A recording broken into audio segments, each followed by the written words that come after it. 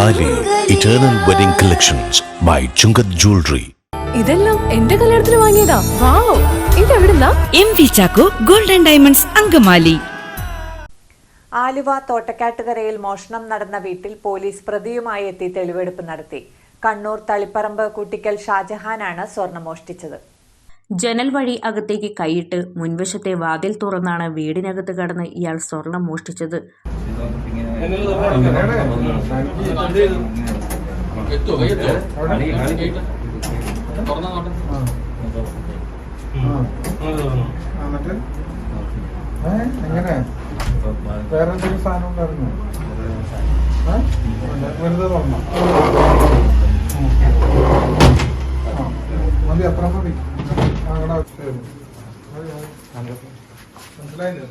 അടുത്ത മോഷണത്തിന് തയ്യാറെടുക്കുന്നതിനിടയിലാണ് ഷാജഹാൻ പോലീസിന്റെ പിടിയിലാകുന്നത്.